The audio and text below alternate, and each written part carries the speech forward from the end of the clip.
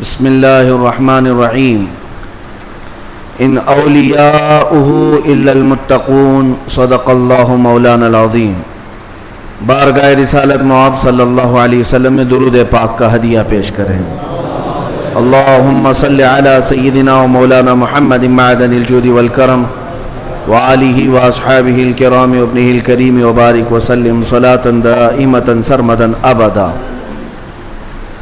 عزیزان گرامی وقار، ماہ ربیع الاخر شریف جس کو سنی ربیع الغوث کہتے ہیں، اس ماہ مبارکہ میں ہم اپنی زندگی کی سانسیں لے رہے ہیں، اور اس ماہ مبارکہ کو ہم 11ویں کے مہینے سے بھی یاد کرتے ہیں۔ اسلامی مہینہ ہے، مہینے کا نام بہت پہلے سے ہے، لیکن اہل سنت و جماعت کے دل میں سرکار بغداد شہنشاہ ولایت غوث الاعظم دستگیر رضی اللہ تعالیٰ عنہ کی محبت ایسی رچی بسی ہے کہ اس پورے مہینے کو ہم غوث کے مہینے سے یاد کرتے ہیں، اور یہ اللہ والوں سے محبت کی علامت ہے۔ لوگ کسی مہینے کو کسی اور تہوار سے یاد کرتے ہوں گے، لیکن ہم اپنے مہینوں کو اللہ والوں سے نسبت دے کر یاد رکھتے ہیں۔ سرکار شہنشاہ بغداد سلطان الاولیاء عبد القادر جیلانی رضی اللہ تعالیٰ عنہ، اس عظیم شخصیت کا نام ہے جس کو اللہ تبارک و تعالیٰ نے مقام محبوبیت کے ساتھ مقام غوثیت عطا فرمایا۔ اولیاء اکرام میں یہ مقام بہت کم کو ملا ہے جو سلطان الاولیاء شہنشاہ بغداد کو ملا ہے، ورنہ اولیاء میں کوئی ایسا نہیں ہے جو منبر پر کھڑے ہو کر کے یہ اعلان کرے کہ میرا قدم ہر ولی کی گردن پر ہے۔ اعلیٰ حضرت امام اہل سنت فاضل بریلوی فرماتے ہیں، جس کی منبر بنی گردن اولیاء، اس قدم کی کرامت پہ لاکھوں سلام۔ جو ولی قبل ہوئے یا بعد ہوئے یا ہوں گے، سب ادب دل میں رکھتے ہیں میرے آقا تیرا۔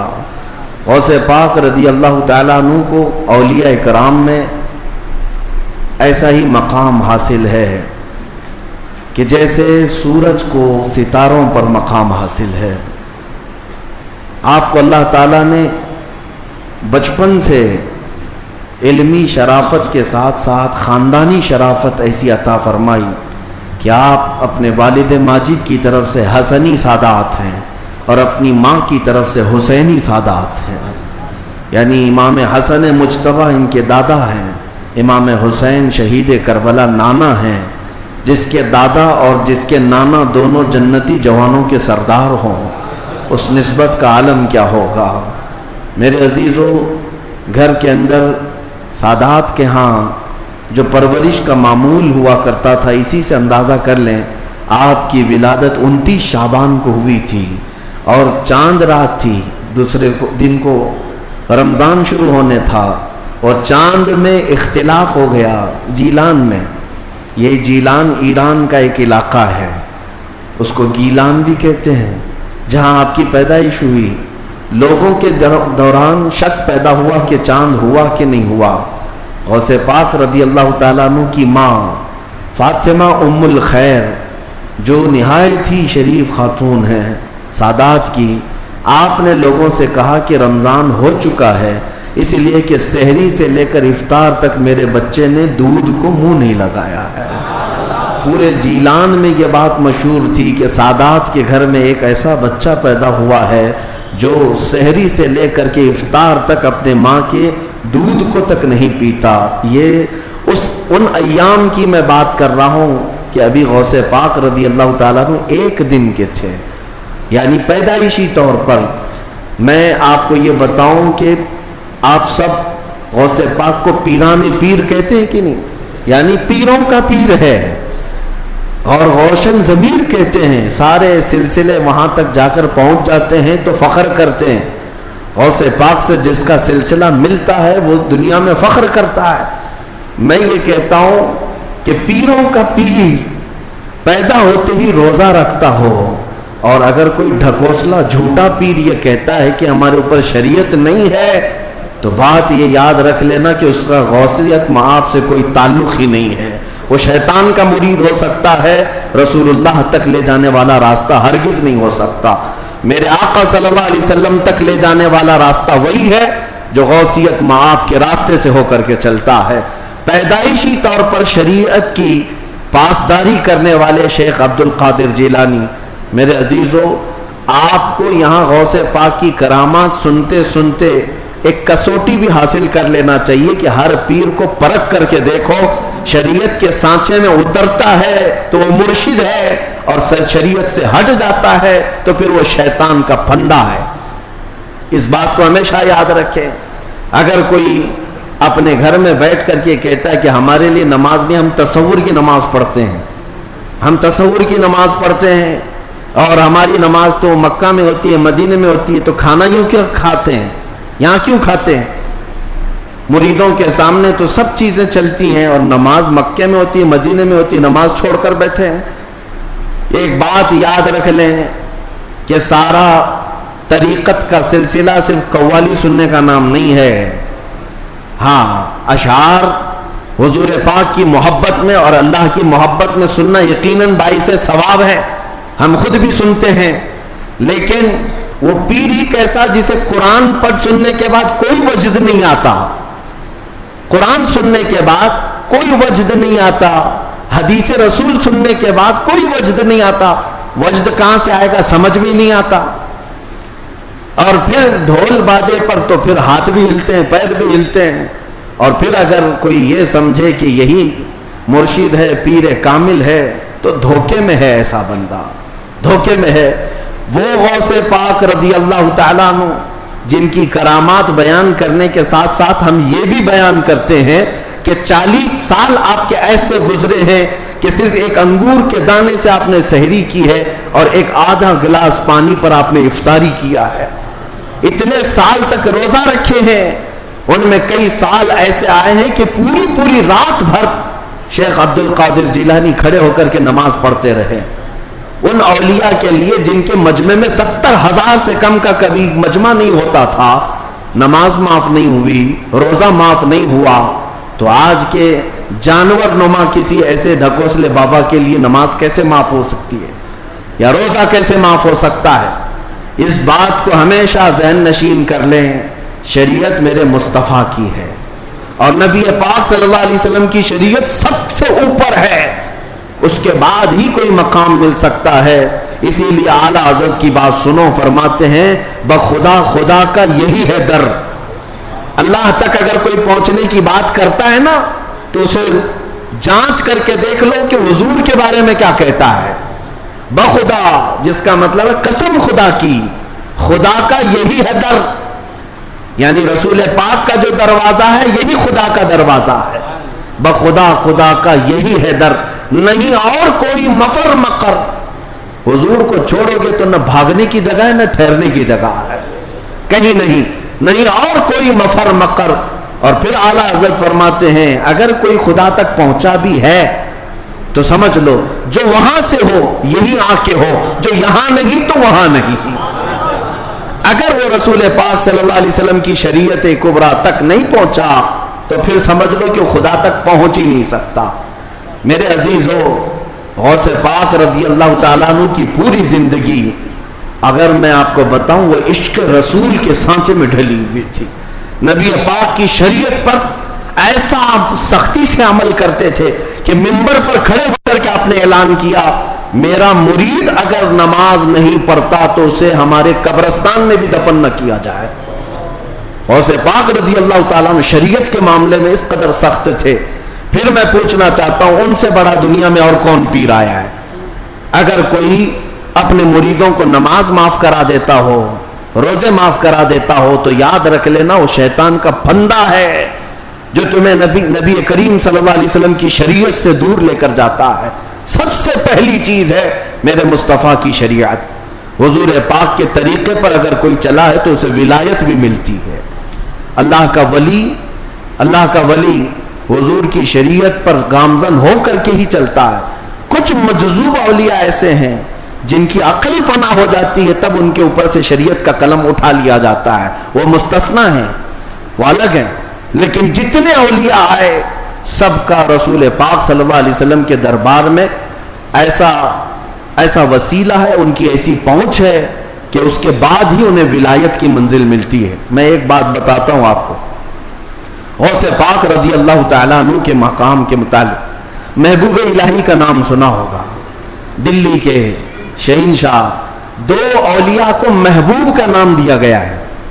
محبوب، ایک غوث پاک کو محبوب سبحانی اور حضرت نظام الدین اولیاء کو محبوب الہی. محبوب اسے کہتے جس سے اللہ محبت کرتا ہو.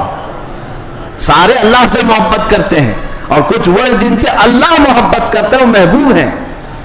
محبوب الہی کا درجہ بڑا ہے. ان کے بڑے گہرے مرید ایسے فنا فی شیخ امیر خسرو. امیر خسرو کا جب بھی نام آتا ہے تو ایک پیر اور مرید کے درمیان کا گہرا تعلق بتایا جا سکتا ہے. لوگوں کو پڑھنا چاہیے، کس کو مرشد سمجھا جائے طریقت کے راستے میں اور کون پیر ہوتا ہے. امیر خسرو کو پڑھیں تو سمجھ میں آ جائے گی بات. امیر خسرو ایک بار پانی پت گئے ہوئے تھے. پانی پت میں اس وقت بو علی شاہ قلندر رحمت اللہ تعالی علیہ موجود تھے. یہ محبوب الہی کے ہم زمانہ ہیں، اسی زمانے کے. ان کی کرامات کا حال بھی بہت بڑا تھا. امیر خسرو ان کی محفل میں بیٹھے. جمعرات کو ایک بار ان کے ہاں محفل ہوتی تھی بو علی شاہ قلندر کے ہاں.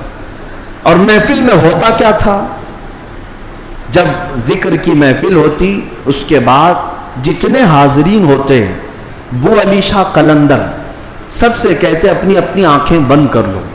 لوگ اپنی اپنی آنکھیں بند کرتے، وہ سیدھے رسول اللہ کا دیدار کراتے تھے. نبی پاک صلی اللہ علیہ وسلم سامنے بیٹھے ہوئے ہوتے اور بو علی شاہ قلندر ان کے سامنے ہوا کرتے حضور کے. یہ ہر جمعرات کو بو علی شاہ قلندر کی محفل میں ہوتا تھا. امیر خسرو مرید تھے محبوب الہی کے اور گئے تھے بو علی شاہ قلندر کی محفل میں. اور جب دیدار کرائے تو امیر خسرو بھی خوش ہوئے کہ رسول پاک صلی اللہ علیہ وسلم کا دیدار ہوا مجلس میں. لیکن بات اتنی ہوئی، آنکھیں کھولنے کے بعد بو علی شاہ قلندر امیر خسرو کو یوں کہتے ہیں، خسرو میں تو رسول اللہ کی مجلس میں تجھے لے گیا، تیرا پیر تو وہاں کہیں نظر نہیں آیا، تیرا پیر وہاں پر نظر تو نہیں آیا. امیر خسرو کو یہ بات لگ گئی. میں میرا مرشد میرے پیر کا مقام بلند سمجھتا ہوں، لیکن حقیقی بات ہے کہ حضور کے دربار میں جب میں تصور میں حاضری دیا، محبوب بو علی شاہ قلندر بھی تھے اور بھی اولیاء تھے، لیکن میرے پیر تو نظر نہیں آئے. وہ غمگین حالت میں اپنے پیر کے پاس آئے، اپنے مرشد کے پاس. محبوب الہی سے کہتے ہیں آج میں محفل میں گیا اور انہوں نے فارسی ایک کلام لکھایا ہے، شب جائے کہ من بودم، بہت مشہور کلام ہے امیر خسرو کا. اس واقعے کے بعد انہوں نے لکھا تھا. پہلے پورا واقعہ کیا ہوا وہ میں بتاتا ہوں. محبوب الہی کے پاس روتے ہوئے کھڑے تھے. وہ علی شاہ قلندر نے رسول اللہ کا دیدار کرایا، لیکن ساتھ میں انہوں نے مجھے تانا مارا کہ تمہارا پیر تو محفل میں نظر نہیں آیا. محبوب الہی نے کہا کہ پھر سے جاؤ محفل میں، پھر سے جاؤ محفل میں. وہ علی شاہ قلندر کے دیدار ہو رہا ہے اور اچھی بات ہے. کہا آپ نہیں ہیں اس محفل میں کیسے جاؤں. محبوب الہی نے تھپک کر کہا خسرو وہ علی شاہ قلندر سے مت پوچھنا، جب وہ دیدار کرائیں رسول اللہ کا تو خود رسول اللہ سے پوچھنا میرا پیر کہاں. اولیاء بہت سارے بیٹھے ہیں، محبوب الہی کہاں ہیں. تو میر خسرو گئے. اب کی بار جو محفل سجی اور جب آنکھ بند کرنے کا حکم ہوا، امیر خسرو نے آنکھ بند کی، دیدار ہوا میرے مصطفیٰ کا. اولیاء کرام کی مجلس تھی. خسرو کہتے ہیں میں آگے بڑھا، نبی کونین صلی اللہ تعالیٰ علیہ وسلم کے دربار میں دست بستہ عرض کیا یا رسول اللہ اولیاء کی محفل ہے، یہاں پر میرے مرشد نظام الدین اولیاء نظر نہیں آتے. نبی پاک نے فرمایا ایک منزل اوپر چڑھ جا، ایک منزل اوپر چڑھ جا. امیر خسرو کہتے ہیں میں ایک منزل اوپر گیا تو دیکھا ایک بہت بڑا دالان ہے، صحن ہے، وہاں بھی رسول اللہ جلوہ فرما ہے، مسند نشی ہے، وہاں دیگر اولیاء اکرام ہیں اور دیگر اولیاء، لیکن وہاں بھی میرے مرشد نظر نہیں آئے۔ میں پھر پوچھا میرے مصطفیٰ سے، آقا یہاں پر بھی نہیں ہے؟ حضور نے فرمایا ایک اور منزل چڑھ جا۔ خسرو کہتے ہیں میں تیسری منزل پر آیا، وہاں بھی حضور بیٹھے تھے لیکن اولیاء کی محفل میں میرے پیر نظر نہیں آئے۔ پھر پوچھا، حضور نے ایک اور منزل چڑھائی، یہاں تک کہ 7 منزلیں چڑھ لی۔ امیر خسرو کہتے ہیں اب اوپر جیسے جیسے جاتا تھا مجمع کم ہوتا جاتا تھا، تھوڑے تھوڑے سے رہ جاتے تھے۔ 6ٹھی منزل پر آیا، جب بھی میں اپنے مرشد کو نہیں پایا، پریشان ہو کر پوچھا تو کہا ایک اور منزل چڑھ جا۔ اوپر گیا تو وہاں مصطفیٰ کریم صلی اللہ علیہ وسلم مسند نشین ہیں، مسند نشین ہے، بس 3 لوگ بیٹھے ہوئے ہیں، دائیں ایک بزرگ ہیں، بائیں ایک بزرگ ہیں اور بالکل سامنے محبوب الہی بیٹھے ہوئے ہیں۔ امیر خسرو کہتے جیسے ہی مجھے اپنے پیر کا چہرہ نظر آیا میں نے آنکھیں کھول لی، رقص کنا ہو گئے۔ جو فنا پی شیخ تھے پھر انہوں نے کلام لکھا، شب جائے کہ من بودم، وہ رات کیسی تھی جس میں میں تھا اور خود رسول اللہ مجلس کے امیر تھے، مجلس کے شمع میرے مصطفیٰ تھے۔ گنگناتے ہوئے اپنے مرشد کے پاس آئے۔ اب جو بات مجھے کہنا تھا جس کے لیے میں نے یہ واقعہ چھیڑا، سنیے آپ، میں نے یہ واقعہ محبوب الہی کا کیوں بتایا۔ آئے محبوب الہی کے پاس، خوش تھے، وجد کنا تھے۔ محبوب الہی نے پوچھا خسرو دیکھا ہے اپنے مرشد کو؟ کہا ہاں میرا مقصد میری مراد پوری ہو گئی۔ اس کے بعد محبوب الہی نے کہا کیا کسی اور کو وہاں نہیں دیکھا؟ امیر خسرو نے کہا میری توجہ ہی نہیں گئی، میں نے مرشد کو دیکھا تو پھر خیال نہ رہا۔ محبوب الہی سے پوچھنے لگے حضور اس منزل میں جو رسول اللہ کے دائیں اور بائیں تھے وہ کون تھے؟ تب محبوب الہی نظام الدین اولیاء نے کہا ان کے بائیں جانب خواجہ غریب نواز تھے اور بائیں جانب پیران پیر غوث اعظم بغدادی موجود تھے۔ سیدنا شیخ عبد القادر جیلانی کا وہ مقام ہے کہاں؟ رسول اللہ کے دربار میں، جہاں اولیاء کرام کی منزلیں ختم ہوتی ہیں وہاں غوثیت معاب کا مقام ہے۔ میرے آقا صلی اللہ علیہ وسلم کے دربار کا قرب ہی انہیں غوثیت کے مقام پر لے گیا ہے۔ میرے عزیزو، بہت سارے لوگ اگر یہ سمجھتے ہیں کہ ان کی بڑی کرامتیں ہیں اس لیے ان کو غوث کا مقام ملا ہے، وہ بہت بڑے عالم تھے، بہت بڑے زاہد تھے، بہت بڑے پرہیزگار تھے اس لیے غوثیت کے مقام پر پہنچے۔ میں کہتا ہوں یہ ساری جگہ اپنی، یہ سارے مقامات اپنی جگہ پر غوث پاک غوثیت کے مقام پر پہنچے تو عشق رسول کی بنیاد پر پہنچے، میرے مصطفیٰ کریم صلی اللہ علیہ وسلم سے بے پناہ محبت کی بنیاد پر پہنچے۔ اس لیے میں نے زندگی میں دیکھا ہے جب کبھی کوئی رسول اللہ کی طرف انگلی بھی اٹھاتا یا اعتراض کرتا اپنی کرامتوں سے اس کا منہ توڑ جواب دے دیتے تھے، اپنی کرامتوں سے غوث پاک رضی اللہ تعالیٰ عنہ ان کا جواب دیتے۔ اگر کسی نے حضور پاک صلی اللہ تعالیٰ علیہ وسلم پر اعتراض کیا کہ انہوں نے مردوں کو زندہ نہیں کیا تو غوث پاک نے اپنی ٹھوکر سے مردہ زندہ کر کے دکھایا۔ 400 سال بعد غوث پاک رضی اللہ تعالیٰ عنہ اعلان کرتے تھے تو رسول اللہ کے بارے میں بات کرتا ہے، میں ان کے بیٹے کے بیٹے کے بیٹے کے بیٹے کے بیٹے 400 سال بعد آیا ہوں اور اللہ نے میرے پاؤں میں یہ طاقت دی ہے کہ قبر کو ٹھوکر لگاؤں تو مردہ زندہ کھڑا ہو جائے، اور جس کی میں نسل سے ہوں وہ اگر کہیں ٹھوکر لگائے پورا قبرستان کھڑا ہو سکتا ہے۔ نبی پاک صلی اللہ تعالیٰ علیہ وسلم کی ذات پر اگر کوئی انگلی اٹھاتا میرے غوث اس کو اپنی کرامت سے جواب دیا کرتے۔ عزیزان گرامی وقار، سلطان الاولیاء غوث پاک رضی اللہ تعالیٰ عنہ سے اپنا رشتہ مضبوط کرو، اپنے اپنے نسبتوں میں قادری پٹا ضرور رہے، قادری نسبت ضرور رہے، اس لیے کہ یہ نسبت ہی ایسی ہے جس پر پوری دنیا فخر کرتی ہے۔ قیامت میں منادی دے گا یہ ندا قادریوں کو، کہاں ہے قادری کر لے نظارہ غوث اعظم کا۔ ہاں میری لاج کس کے ہاتھ ہے؟ بغداد والے کے، مصیبت ٹال دینا کام کس کا؟ غوث اعظم کا۔ اسی لیے میرے عزیزو، ہم نے غوث پاک رضی اللہ تعالیٰ عنہ کی زندگی پاک میں دیکھا ہے، اللہ تعالیٰ نے ان کو تصرف دیا تھا، وہ طاقت عطا کی تھی کہ وہ اللہ کریم کی بارگاہ میں ایسی مقبولیت کے مقام پر تھے کہ خلاف عادت کام ان سے صادر ہوئے۔ خلاف عادت کام جب اولیاء سے ہوتے ہیں اسی کو کرامت کہتے ہیں۔ بعض لوگ ابھی عقل کے گھوڑے دوڑاتے اور کہتے ہیں ایسا کیسے ہو سکتا ہے، یہ سب تو مولانا لوگوں کی پھکائی ہے، یہ جملے بازی ہے۔ ان کو قرآن پاک سے اگر تعلق ہو تو میں بتاؤں۔ اب میں ایک بات آپ سے بتاتا ہوں، غوث پاک کی ایک کرامت جس پر ابھی میں چند دن پہلے سن رہا تھا، کوئی بیچارہ جس کی عقل پر فالج کا اثر ہوا ہے۔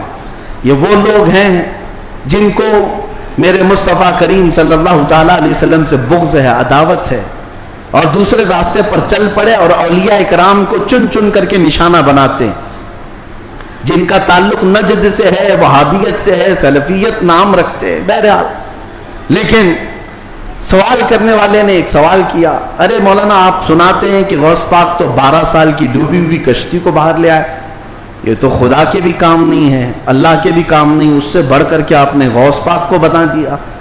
میرے عزیزوں میں آپ کو بتاتا ہوں بات ہوئی کیا تھی۔ دریا کے کنارے سے آپ کا گزر ہو رہا تھا، ایک بوڑھی عورت کو روتے ہوئے دیکھا۔ مرید سے پوچھا پوچھو اس کو کیا بات ہے، کیوں روتی ہے؟ معلوم کیا تو پتا چلا کہ اس خاتون کا اکلوتا بیٹا تھا، بڑے نازوں سے پالا تھا، اس عورت نے شادی کی، برات آ رہی تھی اور کشتی جو ہے دریا میں غرق ہو گئی، ڈوب گئی، باہر نہ آ سکی۔ مشہور کرامت ہے غوث پاک کی۔ تو وہ ڈوب گئی اور اس بوڑھی عورت کا دل تو ماں کا ہے، بیٹے کے یاد میں روز آتی ہے، روتی اور شام واپس چلی جاتی ہے، روز روتی ہے۔ غوث پاک رضی اللہ تعالیٰ عنہ کو اس پر رحم آیا، اللہ کریم کی بارگاہ میں سفارش کی، اے رب کریم تو نیست سے ہست کرنے والا، تو پانی کے قطرے سے پورا انسان بنانے والا، تو راکھ کے ڈھیر کو بھی اگر چاہے تو زندہ انسان کھڑا کر دے، مولا قادر مطلق ہے، اس خاتون پر رحم فرما اور اس کا بیٹا واپس لوٹا دے۔ غوث پاک کی دعا چل رہی تھی، تھوڑی دیر دیکھنے کے بعد دریا میں ایک بھونچال سا، طوفان سا آیا، پانی کے اندر ایک عجیب سی سرسراہٹ ہوئی، تھوڑی دیر کے بعد دیکھا تو ایک کشتی برآمد ہوئی۔ غوث پاک نے صرف اس خاتون کے بیٹے کی زندگی مانگی تھی، مگر صدقے میں اللہ نے پوری برات کی زندگی لوٹا دی، پوری برات واپس آ گئی، اور وہ خوشی خوشی غوث پاک رضی اللہ تعالیٰ عنہ کا شکر کرتے ہوئے گھر گئے۔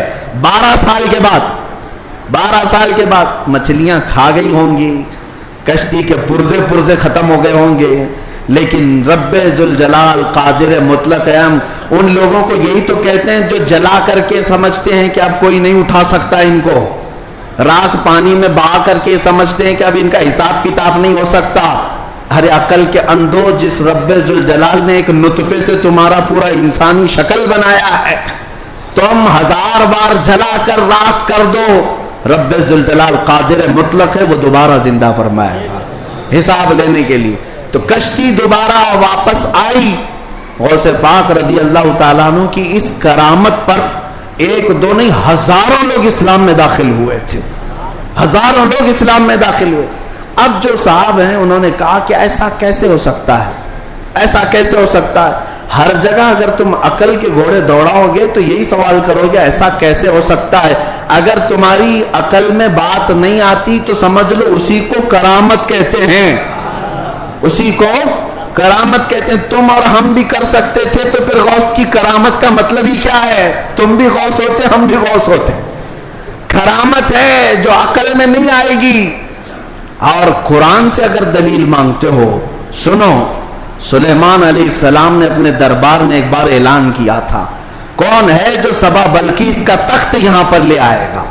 سلیمان علیہ السلام فلسطین میں بیٹھے ہوئے ہیں اور سبا بلقیس کا تخت یمن میں ہے۔ یمن اور فلسطین میں 1000 کلومیٹر سے زیادہ کا فاصلہ ہے۔ ایک جن کھڑا ہوا، کہا اللہ کے نبی میں لے آتا ہوں۔ پوچھا کتنی دیر میں؟ کہا میں آپ کی مجلس ختم ہونے سے پہلے وہ لے کر آ جاؤں گا۔ جنات کی طاقت پر یقین رکھنے والے، جنات کو حاصل کرنے کے لیے عملیات کرنے والے، سنو قرآن کیا کہتا ہے۔ سلیمان علیہ السلام نے کہا بہت دیر ہو جائے گی، مجلس ختم ہونے تک تم لاؤ گے، مجلس ختم ہونے تک. پھر اللہ کے ایک ولی جو سلیمان علیہ السلام کے امتی تھے، آصف بن برخیہ، کھڑے ہوتے ہیں، کہتے ہیں اے اللہ کے نبی میں لے آؤں گا. پوچھا کتنی دیر میں؟ کہا آپ کی پلک جھپکنے سے پہلے لاؤں گا. آپ کی، یہ قرآن کے الفاظ ہیں، قرآن کے. قال الذي عنده علم من الكتاب انا آتيك به قبل ان يرتد اليك طرفك. اس سے پہلے کہ آپ کی آنکھ کی پلک جھپکے اے اللہ کے نبی میں وہ تخت لے آؤں گا. تخت کوئی 4 فٹ کا 5 فٹ کا نہیں، 80 گز لمبا ہے اور اتنا ہی چوڑا ہے، اتنا ہی وزنی ہے، اور 7 دروازوں کے اندر بند کر کے رکھا ہوا ہے. سونے چاندی جواہرات سے جڑا ہوا تخت ہے. اور ایک انسان کہتا ہے، انسان، جنات کی بات نہیں کر رہا، جنات کی بات آئے گی تو آپ سمجھیں گے ان کو بڑی طاقت ہوتی ہے. انسان کی بات کر رہا ہوں. انسان نے کہا سلیمان علیہ السلام کے امتی میں پلک جھپکنے سے پہلے لاؤں گا. یہ صرف اور صرف بات نہیں تھی، حضرت سلیمان علیہ السلام ابھی پلک کر ادھر دیکھ رہے تھے، وہ تخت حاضر کر چکے تھے، تخت حاضر کر چکے تھے. اب میں آپ کو یہ بتانا چاہتا ہوں، وہ سلیمان علیہ السلام خود اللہ کے نبی تھے، خود اللہ کے نبی.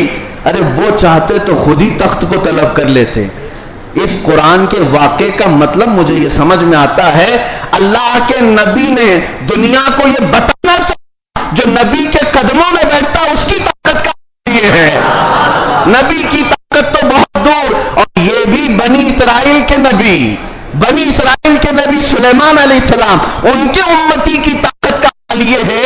تو پھر سید الانبیاء محمد رسول اللہ اور ان کی امت کے عام اولیاء کی بات نہیں کر رہا ہوں، شیخ عبد القادر جیلانی جن کا قدم ولی کی گردن پر ہے، وہ 12 سال کی کشتی واپس لے آئے تو تعجب کی بات نہیں، بلکہ ہم سمجھتے ہیں قرآن اس کرامت کو بالکل عینی طور پر بیان کر رہا ہے. عزیزان گرامی، میں دنیا کی یا دنیا کے نقش قدم پر چلنے والے، ہر چیز کو تھیوری اور پریکٹیکل پر آزمانے والے اور سائنس کی دنیا میں چلنے والے، ان کو کہتا ہوں آئنسٹائن نے کہا ہے. آئنسٹائن کا نام تو بہت لوگوں کو اچھی طرح سے یاد ہوگا، اس کی تسبیح بھی پڑھتے ہوں گے. الحمدللہ ہم غوث پاک کی تسبیح پڑھتے ہیں. اب اسی آئنسٹائن کی بات کر رہا ہوں جس نے یہ کہا ہے کہ میں نے کائنات کو دیکھنے کی کوشش کی. سنو، کائنات کو دیکھنے کی کوشش کی اور چاند تک اور سورج تک اور بہت سارے مقامات تک دیکھنے کی رسائی حاصل کر لیا. اور اس نے کہا کائنات کا جو کنارہ، ایک کنارہ میں نے دیکھا، اس کے لیے وہ کہتا ہے 2 کروڑ نوری سال لگ جائیں گے. 2 کروڑ نوری سال. نوری سال کس کو کہتے ہیں پتہ ہے؟ یہ جو سال ہمارے چل رہے ہیں، یہ سال صبح ہوتی ہے 6 بجے صبح ہوئی، شام میں 6 بجے سورج ڈوبا، آرام سے دن چل رہے ہیں. نوری سال اس کو نہیں کہتے. نوری سال 1 منٹ میں 1,80,000 کلومیٹر کا سفر کرتا ہے. 1 منٹ میں 1,80,000 کلومیٹر کا سفر طے ہو جاتا ہے نوری سال میں. اس طرح 1 منٹ کی بات کر رہا ہوں، 1 منٹ کی، اس طرح کے 2 کروڑ سال لگ جائیں گے کائنات کو دیکھنے کے لیے. یہ کون کہہ رہا ہے؟ آئنسٹائن کہہ رہا ہے، جس کے پیچھے تم لوگ آگے پیچھے جس کو قبلہ بناتے ہو. سنو، 2 کروڑ نوری سال لگ جائیں گے کائنات کے کنارے دیکھنے کے لیے، کائنات کی ساری چیزیں دیکھنے کے لیے. اور آؤ شہنشاہ بغداد کے دربار میں، کہتے ہیں نظرت الی بلاد اللہ جمعا کخردلۃ علی حکم اتصالی. میں اللہ کی پوری کائنات کو ایسے دیکھتا ہوں جیسے اپنے ہتھیلی میں رائی کے دانے کو دیکھتا ہوں.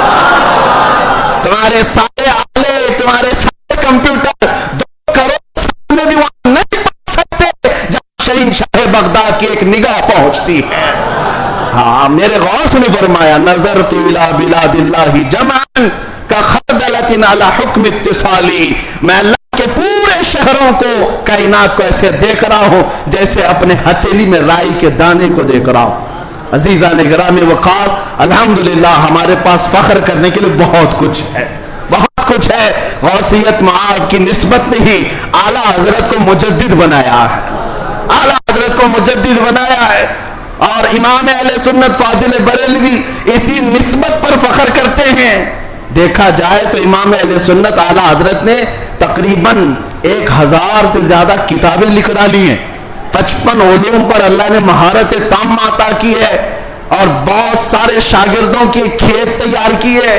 امت پر ایک بہت بڑا امتیوں پر احسان ہے، لیکن ساری چیزیں اپنی جگہ پر۔ قرآن کا ترجمہ کیا ہے، فتاوی رضویہ شریف ہے، بارگاہ مصطفیٰ میں ہدایت بخشش ہے، بہت سارے کام ہیں، لیکن جب رسول اللہ کے دربار میں حاضر ہوتے ہیں اعلیٰ حضرت یہ نہیں کہتے یا رسول اللہ میں فتاوی رضویہ لے کے آیا ہوں، میں کنز الایمان لے کر کے آیا ہوں، میں ہدایت بخشش لے کے آیا ہوں، بلکہ اعلیٰ حضرت یہ کہتے ہیں تیری سرکار میں لاتا ہے رضا اس کو شفیع جو میرا غوث ہے اور لاڈلا بیٹا تیرا۔ نسبت کے لیے بھی بارگاہ مصطفیٰ میں اعلیٰ حضرت نے اگر کسی بات پر فخر کیا ہے تو غوثیت کی نسبت پر فخر کیا ہے۔ یا رسول اللہ تیری سرکار میں لاتا ہے رضا اس کو شفیع جو میرا غوث ہے اور لاڈلا بیٹا تیرا۔ یقیناً میرے عزیز و کرامات سنانے کا وقت جمعہ کے چھوٹے وقت میں نہیں ہوتا، ورنہ میں بہت ساری چیزیں سناتا۔ الحمدللہ غوثیت معاب شہنشاہ بغداد پیر پیراں میر میراں، جس کی نسبت الحمدللہ چھوٹوں کو بڑا بنا دیتی ہے اور ادنا کو اعلیٰ بناتی ہے۔ الحمدللہ ابھی حاضری سے میں آیا اور حاضری کے بعد دل میں یہ احساس ہوتا ہے۔ ایک بزرگ وہاں پر ملاقات جن سے ہوئی، وہ عربی اور علوی سادات میں سے ہیں، عمر کافی ہو چکی۔ انہوں نے مجھے مل کر کے ہاتھ پکڑ کر کے کہا آؤ میں تمہاری حاضری کراتا ہوں۔ غوث پاک رضی اللہ تعالیٰ عنہ کے دربار میں تقریباً 55 سال سے، اور بڑی ان کی یعنی بڑے معاملات ہیں۔ بہرحال میں مختصر ہی عرض کرتا ہوں کس لیے میں بات کہہ رہا ہوں۔ انہوں نے کہا غوث پاک رضی اللہ تعالیٰ عنہ ہر حاضر ہونے والے کو کچھ نہ کچھ دے کر بھیجتے ہیں، اور اللہ کریم تمہارے مستقبل میں بہت کچھ تجھے عطا کرے۔ دعا کیا۔ ہم نے کہا کہ یہاں کی اتنے بڑے دربار میں بڑے بڑے حاضر ہوتے، میری کیا حیثیت ہے، مجھے یہاں پر میری کیا حیثیت ہے، کیا مقام ہے۔ ایک جملہ انہوں نے کہا جس سے سینہ چوڑا ہو گیا۔ کہا یہاں پر سب اچھے نہیں آتے، بلکہ غوث پاک تو چوروں کو بھی کتب بناتے ہیں۔ برا ہو تو کیا ہوا، نسبت بھلی ہے یا غوث، تجھ سے در سے سگ اور سگ سے ہے مجھ کو نسبت، میری گردن میں بھی ہے دور کا ڈورا تیرا۔ اعلیٰ حضرت یہی فرماتے ہیں جن کتوں کے گلے میں پٹا ہوتا ہے ان کتوں کو میونسپلٹی والے نہیں لے جاتے، نہیں لے جاتے، اور نہ ہی انجیکشن مارتے ہیں۔ کیوں؟ یہ علامت ہے کہ کسی کا پالا ہوا ہے، اور گلے میں پٹا نہ ہو تو اٹھا کر لے جائیں گے۔ بہت زیادہ شور مچاتے ہیں یہ کتے، ان کو لے جاؤ۔ جن کتوں کے گلے میں پٹا ہے انہیں چھوڑ دیا جاتا ہے کہ مالک ہے اس کا کوئی۔ اسی لیے اعلیٰ حضرت فرماتے ہیں اس نشانی کے جو سگ ہیں نہیں مارے جاتے، میری گردن میں بھی ہے، حشر تک میرے گلے میں رہے پٹا تیرا۔ ہمارے گلے میں غوث پاک رضی اللہ تعالیٰ عنہ کی نسبت کا پٹا ہے۔ انشاءاللہ العزیز کوئی اور دوسرا ہمیں اچک نہیں لے جائے گا، اتنا یقین ضرور ہے، اتنا یقین ضرور ہے۔ اور مجھے ایک بات یہ بھی یاد آئی کہ ایک صاحب نے کہا وہ دوسرے ملک کے ہیں، ہمارے پڑوسی ملک کے ہیں، اور انہوں نے کہا کہ ہمارے ہاں حالات تو سب اپنے حساب کے ہیں، پھر بھی بہت ساری چیزیں ڈر لگتا ہے، سہمتے ہیں۔ آپ ایسے نرغے میں ہیں پھر بھی بول رہے ہیں، اچھی بات ہے۔ ایسی جگہ پر آپ ہیں جہاں کے حالات ہم دور سے سنتے ہیں، بڑے ڈینجر ہیں، لیکن بول رہے ہیں۔ میں نے کہا آپ نے سنا نہیں اعلیٰ حضرت نے کیا فرمایا؟ اعلیٰ حضرت نے فرمایا کیا دبے جس پہ حمایت کا ہو پنجہ تیرا۔ ایسا آدمی کیوں ڈرے گا، ایسا آدمی کیوں ڈرے گا جس پر پنجہ غوث پاک کا ہوگا؟ کیا دبے جس پہ حمایت کا ہو پنجہ تیرا، شیر کو خطرے میں لاتا نہیں کتا تیرا۔ غوث پاک کا جو کتا ہے وہ شیر کو بھی پرواہ نہیں کرتا۔ الحمدللہ ہم غوث پاک کے دربار کے کتے ہونے پر فخر کرتے ہیں۔ ہمیں اس بات پر کوئی وہ نہیں ہے، الحمدللہ ہماری نسبت ہے دربار غوث سے، اور وہ اس لیے بھی کہ ایک دو نہیں، میں آپ کو بتاؤں اہل حدیث جماعت وہابی جماعت کے سب سے بڑے عالم جس کی پیروی میں یہ لوگ پوری آسمان زمین سے زمین آسمان سے ملاتے، شیخ ابن تیمیہ، شیخ ابن تیمیہ نے اپنے کتاب میں لکھا ہے اہل حدیث جماعت کے سب سے بڑے امام کہتے ہیں کہ میں نے اپنی زندگی میں اتنی کرامات کسی کی نہیں دیکھی جتنی شیخ عبد القادر جیلانی کی۔ ارے تمہارے گھر سے بھی بات آ رہی ہے میرے غوث کی، ہر گھر سے بات آ رہی ہے، کیوں؟ اس لیے کہ سورج نکلتا ہے تو سب کو پتہ چلی جاتا ہے، سب کو پتہ چلتا ہے۔ اچھے خاصے لوگ بھی بول پڑتے ہیں کہ دن ہو چکا ہے، دن ہو چکا ہے، سورج سے دشمنی ہے تو ٹھیک ہے لیکن بولنا تو پڑے گا کہ دن نکلا ہوا ہے، دن نکلا ہوا ہے۔ غوث پاک کی کرامات ایسی ہیں جیسے سورج نکلا ہوا ہے۔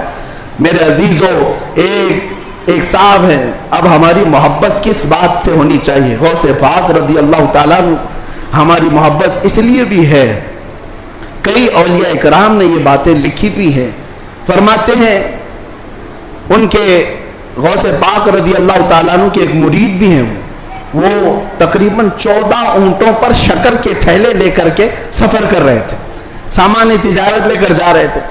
رات کو ایک جنگل میں انہوں نے پڑاؤ کیا اور رات وہاں گزاری، تو جیسی ہی رات گزاری، خطرناک جنگل تھا، ان کے 4 اونٹ سامان سمیت غائب ہو گئے اور بھاری ان کا نقصان تھا، بڑا سامان تھا اس میں۔ وہ صبح غمگین بیٹھے ہوئے تھے، انہوں نے کہا کہ ایسے وقت میں اب قافلہ بھی چل پڑا، میں اپنے اونٹوں کو ڈھونڈوں تو اس خوفناک جنگل میں کہاں ڈھونڈوں گا؟ انہوں نے کہا مجھے میرے مرشد نے کہا تھا کہ جب کبھی تو مصیبت میں آئے تو مجھے پکارنا، یا شیخ عبد القادر جیلانی شیئن للہ المدد۔ تو وہ بزرگ فرماتے ہیں، یہ کتاب بہجت الاسرار شریف میں بھی موجود روایت میں بیان کر رہا ہوں، لفاظی نہیں کر رہا، کہتے میں وہیں سے پکارنا شروع کیا، یا شیخ عبد القادر جیلانی شیئن للہ المدد۔ میں ابھی پکار ہی رہا تھا، سامنے پہاڑ کی طرف ایک بزرگ مجھے نظر آئے سفید لباس میں، وہ مجھے اپنی طرف بلاتے رہے، ادھر آؤ ادھر آؤ۔ میں دوڑتا ہوا ان کے پاس گیا، جب ان کے قریب پہنچا تو وہاں دیکھا پہاڑ کے نیچے میرے 4 اونٹ چل رہے تھے۔ میں نے 4 اونٹوں کو اپنے ساتھ لے لیا اور پھر اس بزرگ سے ملنے کے لیے آیا تو وہ تھے ہی نہیں۔ میں اپنے اونٹوں کو لے کر تجارت میں گیا، سامان بیچا، اس کے بعد پھر بغداد آیا اپنے مرشد سے ملنے کے لیے، تو غوث پاک نے فرمایا تیرے 4 اونٹ صحیح سلامت تو ہم نے دلا دیے تھے۔ یہ غوث پاک کا مقام ہے عزیزان گرامی، وہ مدد کو پہنچتے ہیں، بلکہ یہ بھی فرمایا میرا مرید مشرق میں ہو اور میں مغرب میں ہوں، اگر اس کا سطر کھل جائے، اگر وہ مجھے پکارے دل سے تو میں اس کی وہیں سے سطر پوشی کروں گا، میں اس کے سطر کو چھپاؤں گا۔ یہ نسبتوں کی بات ہے، یقین تمہارا کتنا مضبوط ہے، کتنا مضبوط ہے، اس یقین کی بات ہے۔ وہاں غوث پاک کے خلیفہ ہیں، ان کے مزار کے پیچھے ہی، ان کا مزار ہمیشہ پانی میں رہتا ہے، ابو خمرہ ان کو کہتے ہیں، شیخ محمد المتقی الہندی، ہندوستان سے جو غوث پاک کے جاتے تھے ملاقات کرنے کے لیے، ان کی تربیت کے لیے وہ رہتے تھے۔ ان کی ایک روایت ہے، ہند سے کچھ لوگ گئے تھے غوث پاک سے مل کر کے وہ واپس آ رہے تھے کشتی میں آ رہے تھے، تو سمندر میں بیچ سمندر میں پہنچی تو کشتی پھٹ گئی، پانی اندر آنے لگا اور ڈوبنے کے قریب آ گئی۔ یہ چیخنے لگے، پکارنے لگے، اور اسی وقت وہ تارے مرید کہتے ہند سے جو گئے ہوئے تھے، کہتے ہیں اچانک ہماری کشتی میں ایک کالے رنگ کی چادر اوڑے ہوئے بزرگ آئے، ان کے ہاتھ میں ایک بڑی سی سوئی تھی، دھاگا تھا، وہ جلدی جلدی ہماری کشتی کو جہاں جہاں سے پھٹی تھی سیلنے لگے اور سل کر کے پانی پورا باہر کیا۔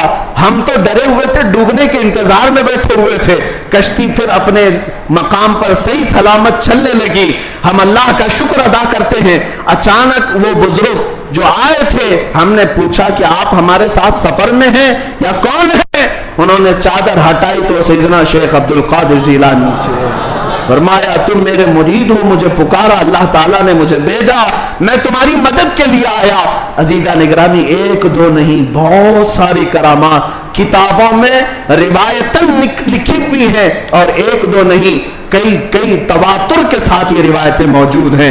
اس لیے بارگاہ غوثیت مآب میں ہم اتنا ہی کہتے جو اعلیٰ حضرت نے کہا تھا، اے غوث سر بھلا کیا کوئی جانے کہ ہے کیسا تیرا، اولیاء ملتے ہیں آنکھیں وہ ہے طلبہ تیرا، سارے اقطاب جہاں کرتے ہیں کعبے کا طواف، کعبہ کرتا ہے طواف در والا تیرا، کیا مرتبہ اے غوث ہے بالا تیرا، اونچے اونچوں کے سروں سے قدم آلہ تیرا۔ اللہ کریم اسی نسبت پر زندہ رکھے اور اسی نسبت پر ہمارا خاتمہ عطا فرمائے۔ اسی لیے میں وہی دعا کرتا ہوں جو جمیل قادری رضوی نے کیا تھا، اعلیٰ حضرت کے مرید، سچے مرید، انہوں نے کہا تھا عزیزو کر چکو تیار جب میرے جنازے کو، عزیزو کو تیار جب میرے جنازے کو، کفن پر لکھ دینا نام والا غوث اعظم کا۔ وآخر دعوانا الحمدللہ رب العالمین۔ بسم اللہ الرحمن الرحیم۔